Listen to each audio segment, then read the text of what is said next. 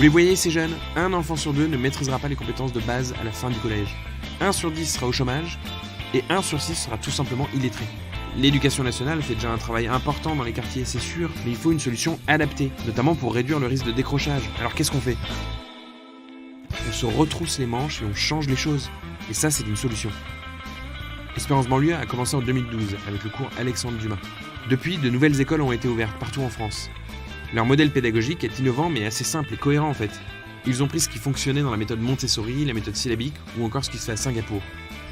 C'est que les enfants ils aient le goût des mathématiques, que ça passe par le jeu. À partir du moment où aujourd'hui le niveau des mathématiques des enfants en primaire est catastrophique par rapport à nos voisins européens, nos enfants sont tous aussi intelligents que les autres. Et c'est aussi un désir des professeurs de faire grandir vraiment l'élève dans son intelligence et puis aussi dans son cœur. Et nous, on travaille main dans la main avec les professeurs qui nous envoient régulièrement des textos.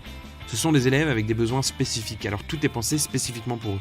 Beaucoup d'élèves sont issus de l'immigration et l'objectif d'Espérance banlieue est qu'ils sachent parfaitement parler le français, compter, lire, écrire et qu'ils connaissent l'histoire géo française. Comme les classes elles sont pas très nombreuses, les professeurs ils sont plus vers nous et c'est ça qui est bien. Et ça me donne envie de travailler ici.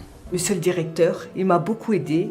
Je lui dis rien de fait tes devoirs, il se met à travailler. Puis il y a des moments, il chante même. Qu'ils soient fiers de leur pays. Car demain, l'objectif d'Espérance banlieue est qu'ils soient ministres, plombiers, avocats, boulangers, entrepreneurs, mais surtout des citoyens épanouis et reconnaissants, prêts à changer les choses à leur tour. Depuis que je suis venue dans cette école, là j'ai plus vite progressé dans les notes, etc. Et ça marche. À Marseille, ils ont fait le concours kangourou en maths et 100% étaient au-dessus de la moyenne nationale, alors qu'ils ne sont pas sélectionnés à l'entrée de l'école. Les classes vont du CP à la 3e, les écoles sont aconfessionnelles et les professeurs viennent de différents horizons. Ils ont tous un bac+5 dans la matière enseignée et ont une formation continue. Aujourd'hui, Espérance banlieue a un financement innovant. Et en primaire, par exemple, avec des classes de 15 élèves, le coût par enfant est tout de même plus faible que dans l'éducation nationale. Les enfants évoluent, donc il faut donner l'espoir à cette école et puis pouvoir développer d'autres écoles dans d'autres villes. Bref, ça marche. Et pour l'année prochaine, ils étudient la création de plusieurs écoles.